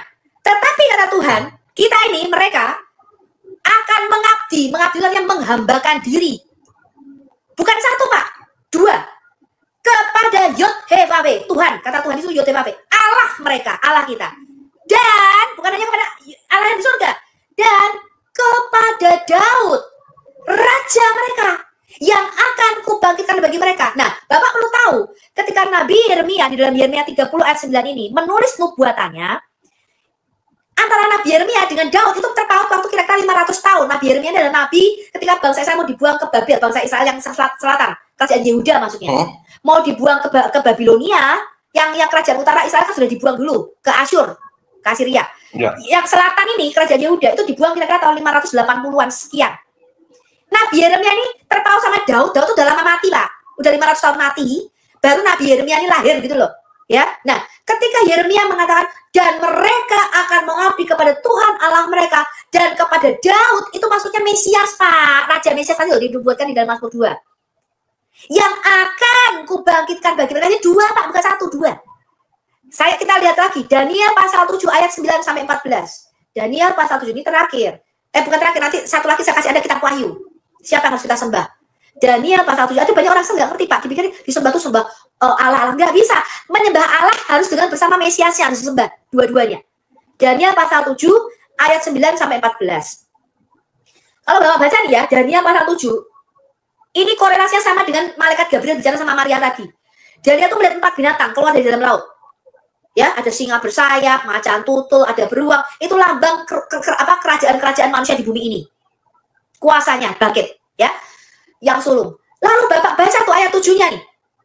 Kemudian aku melihat dalam penglihatan malam itu tampak seekor binatang yang keempat, ini bicara antikris, kuasa kerajaan manusia yang terakhir. Yang menakutkan dan mendasarkan, dia sangat kuat. Ia bergigi besar dari besi dan ia melahap dan meremukkan dan sisanya diinjak-injaknya dengan kakinya. Maaf Bu, izin dulu. Daniel 7:11 bunyinya beda kok Bu ya dengan yang ini tadi aku pasal 7. Ayat 7 yang aku baca. Ia berbeda dengan segala binatang yang terdahulu. Ayat 7 yang aku baca. Aku udah baca dari ayat 7 9 sampai 11. Bentar ya. Lagi pula ya, supaya Bapak paham ini ya. Ini kuasa antikris. Bertanduk 10 ini, jadi ini bicara kerajaan-kerajaan dari mulai zaman Babilonia sampai akhir zaman nanti, Pak. Ya. Sementara aku memperhatikan ayat 8-nya, memperhatikan tanduk-tanduk. Ini binatang ini adalah bangsa-bangsa ya, bukan binatang beneran. Tampak tumbuh di antaranya suatu tanduk lain yang kecil, sehingga 3 dari tanduk-tanduk yang dahulu itu tercabut. Dan pada tanduk itu tampak ada mata seperti mata manusia dan mulut yang menyombong. Dari ayat 9-nya perhatikan nih Pak. Sementara aku terus melihat, tahta-tahta diletakkan. Lalu duduklah yang lanjut usia. Sebenarnya bukannya lanjut usia. Ini lanjut usia itu kayak bahasa anggota orang tua, bukan. Bahasa Asia itulah dia yang hari-harinya tidak bisa dihitung. Artinya apa? Dia yang hidup kekal. Artinya dia tuh yang tidak berada di dalam dimensi ruang dan waktu kita, begitu Pak. Ya artinya bukan dia lanjut usia tuh lalu gambarannya seperti orang tua, tidak. Pakaiannya putih seperti salju dan rambutnya bersih seperti bulu domba. Kursinya dari nyala api dengan roda-rodanya dari api yang berkobar-kobar. Jadi di dalam budaya Timur Dekat Purba ini Musa dan para nabi menulis dalam budaya Timur Dekat Purba, Pak. Seorang yang rambutnya putih itu gambaran daripada El atau Allah. Itu digambarkan berambut putih dan berjenggot merah abu-abu. Ya sampai sini ngerti ya yang dilihat Nabi Daniel. Nah, suatu sungai api timbul dan mengalir dari hadapannya. Ini bukan manusia biasa, ini Elohim, ya. Allah maksudnya. Beribu-ribu melayani dia. Dan selasa kali berlaksa berdiri di hadapannya. Lalu duduklah di hadapan Allah nih Pak, majelis pengadilan, dan dibukalah kitab-kitab karena dia itu bentuknya kerajaan. Dia punya sidang para raja, namanya anak-anak Allah, ya, di dalam kerajaan surga. Ayat 11-nya berkata begini, aku terus melihatnya, kata Nabi Daniel, karena perkataan sombong yang diucapkan tanduk itu, aku terus melihatnya sampai binatang itu dibunuh dan tubuhnya dibinasakan dan diserahkan ke dalam api yang membakar. Juga kekuasaan binatang-binatang yang lain dicabut dan jangka hidup mereka ditentukan sampai waktu dan saatnya. Lalu perhatikan ayat 13-nya nih. Aku terus melihat dalam penglihatan malam itu tampak, lihat perhatikan nih, datang dengan awan-awan dari langit seorang seperti anak manusia, ini Yesus Pak. Dalam koronasi, dalam pengangkatannya ke langit, dia kan Yesus naik dengan awan-awan ke langit, betul? Nah, ini adalah penglihatan Nabi Daniel tentang Sang Mesias yang ditinggikan, ya. Yesus dalam keadaannya, hakikatnya sebagai manusia, dia datang, dia terangkat ke langit, ke surga, lalu dibawa kepada yang hidup kekal itu. Lalu ayat 14-nya dengar nih Pak, kepada Sang anak manusia itu, kepada Mesias itu, diberikan kepada Sang Mesias itu kekuasaan dan kemuliaan dan kekuasaan otoritas sebagai apa Pak? Raja. Maka jangan pernah di mana ya Yesus ketika dari masyarakat Bu Sofi, di mana Yesus berkata, akulah Allah, pencipta, sembahlah aku. Tidak begitu cara mikirnya orang Yahudi Pak. Yesus datang itu untuk menggenapi nubuatan perjanjian lama tentang Mesias. Nih, dengar. Bentar, belum selesai. Maka orang-orang dari segala bangsa, suku bangsa, bahasa apa Pak? Mengabdi, betul? Kata penglah di sini Pak, ini hanya bisa diberikan kepada yang ilahi, pengabdian yang tertinggi. Maka kita tidak bisa sampai kepada Bapa, mentuhankan Bapa tanpa mentuhankan Yesus sebagai Mesias. Tidak bisa Pak. Dua Pak, harus dua. Ada baca di dalam Wahyu 12 terakhir. Habis itu saya kasih kesempatan yang lain. Apakah betul dua-duanya kita sembah? Wahyu 12 ayat 10. Ketika Yesus punya kodrat manusia, dia naik ke surga menjadi duduk di sebelah kanan Allah, menggantikan kedudukan Adam posisinya, memerintah bersama dengan Allah kita. Sekarang Allah dan manusia itu bersatu di dalam diri Yesus Kristus, Pak. Memerintah bersama-sama dengan dia, dikatakan di dalam 1 Korintus 15 ayat 24, supaya Allah menjadi segala-galanya di dalam segala-galanya. Ya. Ini dengar nih Pak, nyanyian kemenangan ayat 10, Wahyu 12 ayat 10. Dan aku mendengar suara yang nyaring di sorga berkata, sekarang telah tiba keselamatan dan kuasa dan pemerintahan Allah kita. Dan bukan satu, Allah adalah roh, tidak bisa membatasi tadi loh. Yohanes 4 ayat 24 tadi Bapak bacakan, Allah kita adalah roh. Dan otoritas dia yang diurapinya siapa tuh? Ini kalau Bapak baca bacanya ada otoritas Kristus, Mesiasnya.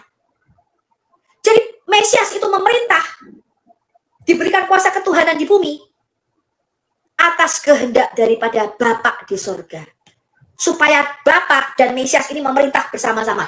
Maka kalau Bapak pernah ke Israel, istananya Raja Daud itu di sebelah kanannya bait suci, itu melambangkan Daud itu memerintah bersama-sama dengan Allah kita. Duduk di sebelah kanan itu maksudnya itu. Ya, Bapak baca di dalam Mazmur 110 ayat 3 tadi, ayat 2. Memerintahlah di antara musuhmu, tongkatmu diulurkan Tuhan dari Sion. Jadi Mesias kita itu memerintah di bumi.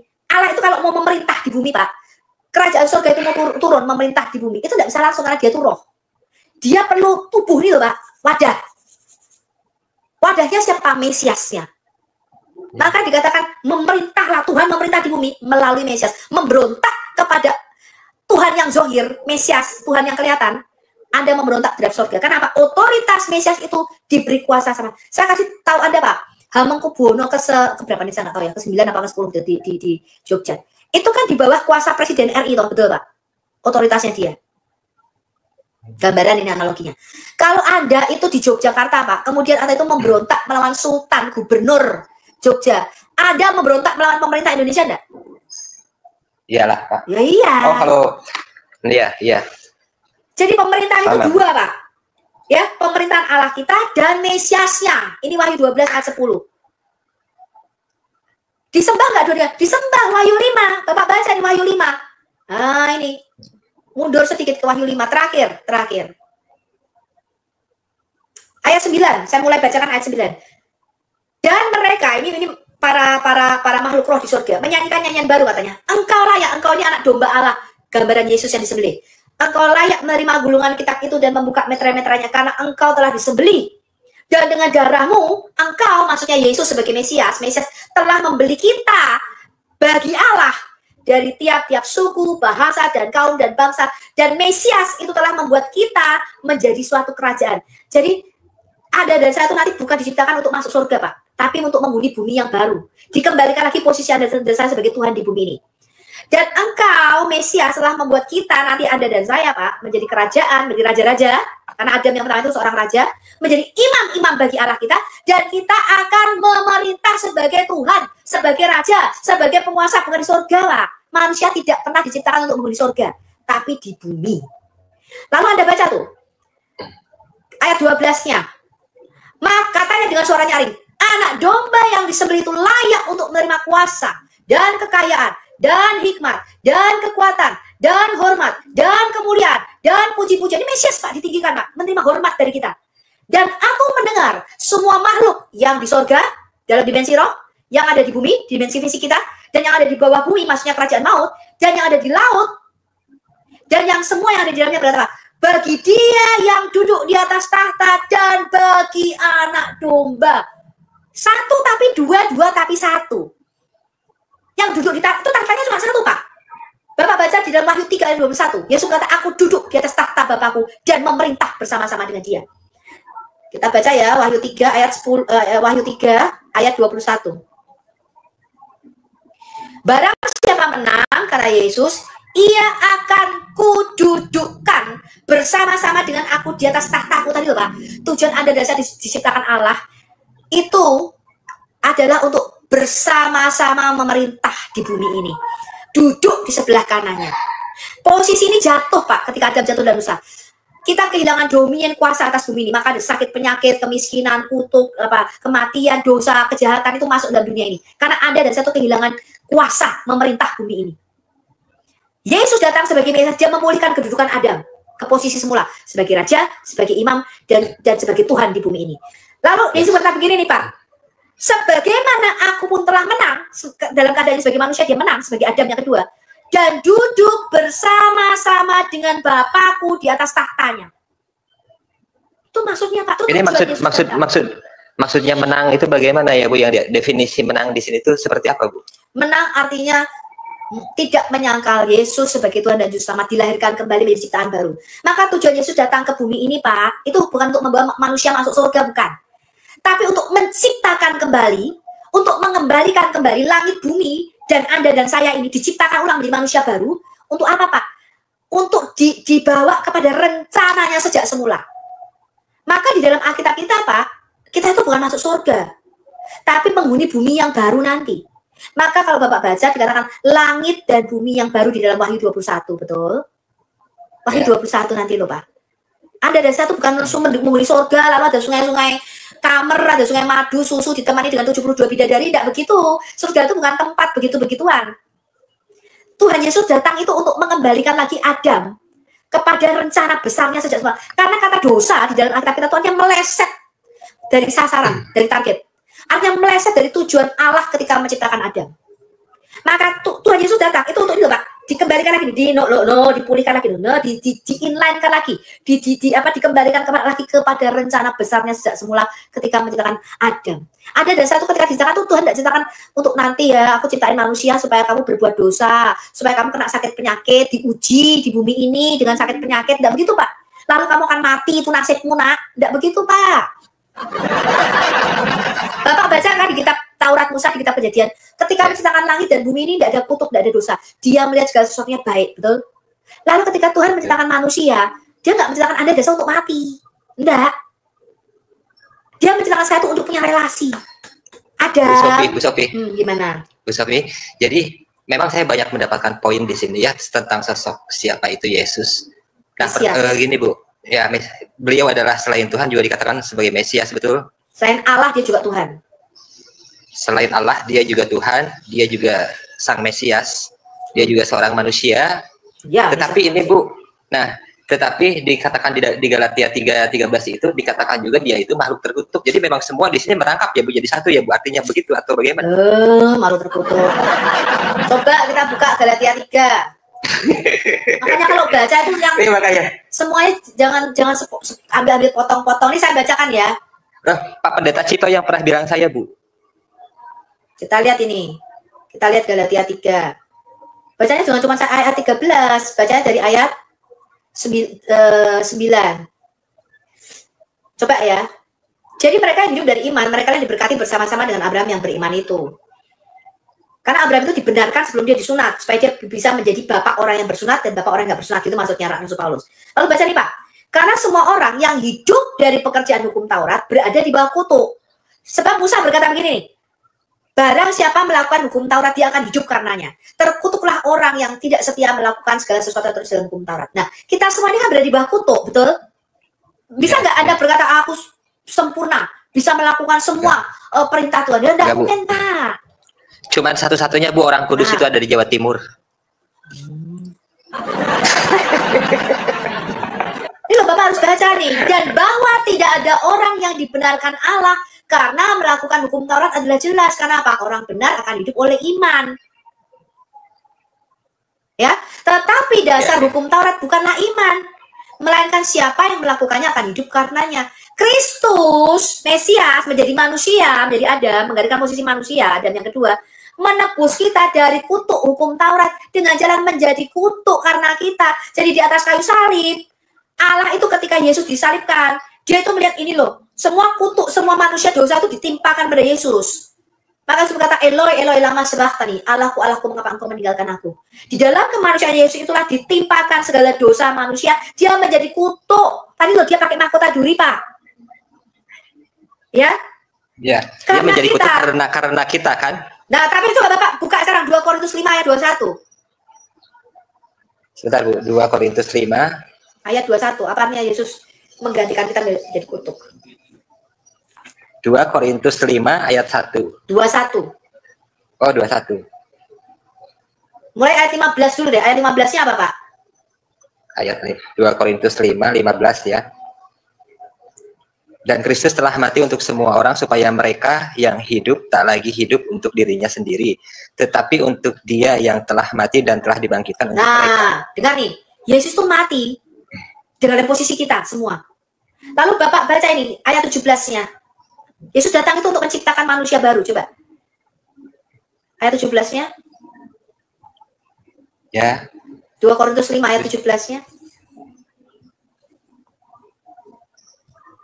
Jadi siapa yang ada di dalam Kristus, ia adalah ciptaan baru. Yang lama sudah berlalu, sesungguhnya yang baru sudah datang. Saya jelaskan dulu ini. Yesus berkata begini Pak di dalam Yohanes 3. Kalau kamu cuma lahir sekali dari Adam, dari benihnya spermanya Adam, kamu akan mati 2 kali. Kamu akan mengalami 2 kali kematian. Pertama, kamu mati secara jasmani. Kedua, di dalam Wahyu 19 dikatakan kematian lautan api, neraka, kekal selama-lamanya. Itu kematian kedua. Dua kali mati kamu. Kalau kamu cuma lahir sekali. Tapi Yesus berkata begini kepada Nikodemus, kamu harus dilahirkan kembali. Artinya apa? Diciptakan ulang. Kenapa diciptakan ulang? Kenapa kita harus lahir kembali? Dari air dan roh. Supaya bisa menghuni langit yang baru dan bumi yang baru, yang nggak kena kutuk dosa tadi loh Pak. Membersihkan dosa di waktu lalu begitu. Bukan membersihkan dosa, menjadi ciptaan baru. Karena kita ini udah rusak. Saya kasih ada contoh deh Pak. Saya kasih ada contoh. Contohnya gini nih. Kalau suatu pencipta nih, pencipta telepon, iPhone, iPad, mobil, pesawat terbang, sebelum mereka itu diproduksi massal, betul, mobil misalnya nih, itu dia bikin prototipenya dulu nggak? Dibikin prototipenya dulu nggak? Iya. Pasti bikin prototipenya dulu dong. Nah, di dalam Kejadian 1 ayat 26, ketika Allah menciptakan Adam, Adam itu artinya bentuknya jamak, dia menciptakan kemanusiaan gitu loh Pak. Adam itu bukan tunggal. Kata Adam itu artinya manusia-manusia begitu. Umum. Tapi kalau manusia pertama itu disebut Ha-Adam, artinya manusia yang satu itu. Nah, sebelum kita ini diproduksi massal, sebelum Anda dan saya itu dilahirkan, kita ini semua miliaran manusia ini dicetak, diproduksi massal, Pak, dari spermanya Adam. Dia itu bikin prototipenya dulu, Pak, cetakan pertamanya dulu. Cetakan pertama ini dibuat tuh jantan dan betina, laki-laki dan perempuan. Bapak baca itu di dalam Kejadian 1 ayat 28. Ya, 27 dan 28. Dibikin prototipenya dulu. Ya, aku udah pelan-pelan banget nih, soalnya mungkin Bapak nggak pernah baca Alkitab. Lalu Pak, dari prototipenya ini dikatakan yang pertama dibikin itu yang laki-laki, kemudian yang perempuan. Yang maskulin dulu baru feminim. Dia bikin prototipenya dulu nih sebelum dicetak massal. Di dalam diri cetakan yang prototipenya itu, Tuhan itu memberikan namanya kuasa bereproduksi. Dia memberikan zera, benih. Dia berikan benih zera, itu di dalam tubuh manusia, di dalam binatang, dan di dalam tumbuhan. Jadi kita Anda itu bukan hasil ciptaan dalam tanda petik. Tiap hari Tuhan terus-menerus menciptakan manusia, itu enggak Pak. Ada dari penciptaan itu cuma sekali toh, dulu. Manusia pertama yang dicetak, apa yang diciptakan itu cuma ini. Selanjutnya dilahirkan, diproduksi dari spermanya Adam. Coba Bapak baca Kisah Rasul 17 ayat 26. Kisah Rasul 17. Ini maksudnya dosa asal ya Pak ya. Kisah Rasul 17 ayat 26. Apa katanya Pak? Dari satu orang saja ia telah menjadikan semua bangsa dan umat manusia untuk mendiami seluruh muka bumi. Ini bahasanya dari satu darah, from one blood. Artinya dari satu DNA saja. Jadi Allah tuh nggak ciptain setiap hari. Kalau di dalam prinsip Islam Bapak kan tiap hari dia ciptain manusia, bayi, betul? Alkitab udah Pak, penciptaan itu sudah selesai. Sudah selesai Pak. Tapi kuasa kreativitas Tuhan itu ada 5. Salah satunya ada 6, sorry. Salah satunya adalah yalat, yaitu kuasa untuk bereproduksi. Di dalam diri Adam yang pertama, manusia pertama ini Pak, itu diberikan namanya sperma, benih. Di dalam perjanjian lama namanya zera. Kata zera itu artinya benih, biji. Dan cuma sekali aja dihembuskan nafas ke dalam nyawa itu, cuma sekali aja dihembuskan di dalam lubang hidung Adam. Namanya nesemah kain, itu dihembuskan nafas kehidupan, ada banyak kehidupan dihembuskan pada manusia pertama ini Pak. Lalu dari benihnya Adam ini Pak, yang satu ini cuma satu tok, itu dilahirkan semua manusia di muka bumi ini. Bukan tiap hari Allah menciptakan bayi, tidak. Iya. Ngerti ya? Iya, paham. Inilah turunnya dosa asal. Lah, cetakan pertamanya rusak. Saya kasih ada contoh Pak. Ketika Toyota misalnya, maaf nih ya, bukan contoh aja nih. Toyota ya, mengeluarkan analogi. Toyota itu mengeluarkan Agya Ayla misalnya. Dia kan masih bikin prototipenya dulu loh sebelum diproduksi massal. Ya. Semua produksi massal ini itu pasti kan ngikuti cetakan pertamanya ini, betul? Betul nggak? Misalnya nih, iPhone 14 itu. Semua iPhone 14 Bapak beli mau di Amerika, mau Bapak beli di Indonesia, pasti kan dimensinya 6,1, ngikuti cetakan pertamanya, betul? Betul nggak? Nah, sekarang Bapak baca Kejadian 5 ayat 1 dan 2. Cetakan prototipenya pertama rusak, Pak. Bapak baca Kejadian 5 itu, ayat 1 dan 2. Kalau Toyota Agya ini, prototipenya tuh misalnya ada airbagnya yang rusak, atau ada remnya yang brake-nya yang nggak ini, pasti semua produksi massalnya ngikuti cetakan pertamanya ini, rusak, betul? Ya, ini tentang ini Bu, tentang keturunan Adam dan penciptaan manusia ya, Kejadian 5 ayat 1. Sekarang saya tanya, kalau misalnya ada laporan kecelakaan, ternyata ada yang salah nih pada waktu dia produksi massal, pada waktu dicetak, maka apa yang terjadi? Ditarik balik Pak sama Toyota Pak, diproduksi ulang. Demikian juga Anda dan saya Pak. Coba Anda lihat ini, inilah daftar keturunan Adam pada waktu manusia itu diciptakan oleh Allah. Dibuatnyalah Adam menurut rupa Allah, gambar Allah. Laki-laki dan perempuan diciptakannya mereka. Dia memberkati mereka dan memberikan nama mereka Adam. Jadi ini beda dengan Islam. Di dalam Alkitab Pak, dua-duanya ini laki-laki dan perempuan namanya Adam Pak. Jadi Adam itu bukan ini, Adam itu hanya manusia gitu Pak. Ada dasar itu juga Adam. Tapi dibikin prototipenya itu laki-laki dan perempuan, Zakar dan Nekebah namanya. Ya. Tapi perhatikan ini ayat 3-nya. Setelah Adam hidup 130 tahun, Adam ini sudah jatuh dalam dosa nih, sudah diusir keluar dari Taman Eden. Dia memperanakkan, tidak diciptakan lagi Pak. Dari Zera ini. Zera ini bahasa Yunani di dalam perjanjian baru menjadi sperma untuk manusia, untuk manusia dan binatang, menjadi kata spora di dalam perjanjian baru untuk tumbuhan. Nah, dari Zera, benih spermanya Adam, itu dia melahirkan, memperanakan seorang laki-laki menurut rupa dan gambar Adam yang sudah rusak. Bukan lagi rupa dan gambar Allah, kita telah kehilangan gambar Allah itu.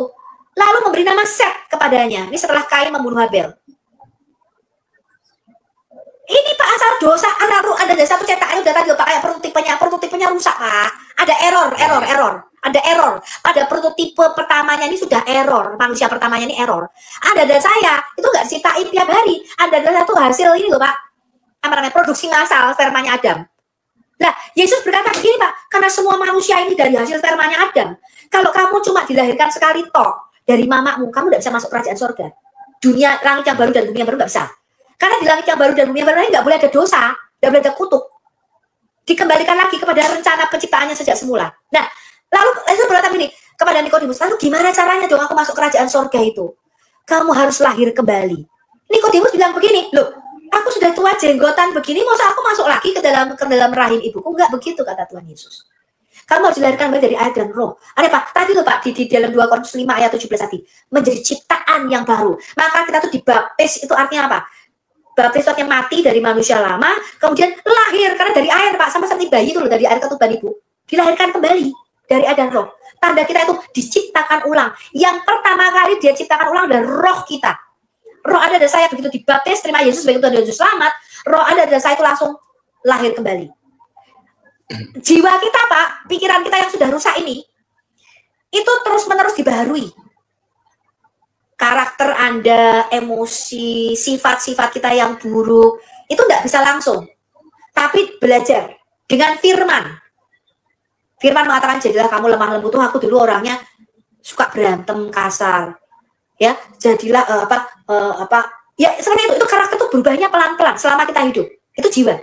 Tapi tubuh, keselamatan yang dijanjikan itu tidak bisa dibaharui dalam dunia ini, karena tubuh kita makin tua, makin keriput, nanti lama-lama kita mati. Tapi Tuhan berkata ini, tubuhmu akan diciptakan ulang. Aku akan memberikan kamu kebangkitan badan, bukan kebangkitan roh atau kebangkitan jiwa, kebangkitan badan. Jadi orang Kristen itu kami percaya tubuh kami akan diciptakan ulang nanti Pak, ketika sudah datang kedua kali, maka kita akan punya roh yang baru, jiwa yang sudah dibaharui, dan tubuh yang baru yang akan masuk ke dalam langit yang baru dan bumi yang baru. That's the whole story of the Bible. Dikembalikan lagi kepada rencananya sejak semula. Gitu Pak. Ya, makanya kita tidak di surga nanti. Bukan ditemani bidadari-bidadari, tidak begitu konsepnya. Iya, iya. Tapi diciptakan Ya, Ibu ulang. Sofi. Penciptaan ulang, Ya. ya, itu maksudnya. Mungkin terima kasih banyak ya Bu, biar bergantian, ini sudah banyak kayaknya 1,2K sekarang. Jadi ya, pertanyaan tadi yang pertama 1 Timotius 6:16 sudah terjawab, kemudian Lukas, Yohanes sampai Yesaya tadi ya Bu Sofi, terima kasih banyak sekali atas waktu dan kesediaan menjawabnya. Mungkin semoga jadi pembelajaran buat saya, terutama juga mungkin buat teman-teman yang lain Bu Sofi. Apabila ada ucapan saya yang kurang enak tadi, mungkin mohon dimaafkan ya teman-teman di sama. Kristen atau di mana. Enak kok, saya tenang kok diskusi sama Bapak. Terima kasih. Kalian masuk lagi ke pertemuan saya. Barakallahu fiik, Bu. Ya, pasti Bu, pasti Bu, pasti. Barakallahu fiik wal hidayah. Semoga ya. Selamat menjalankan doa puasa juga ya di bulan Ramadan ini.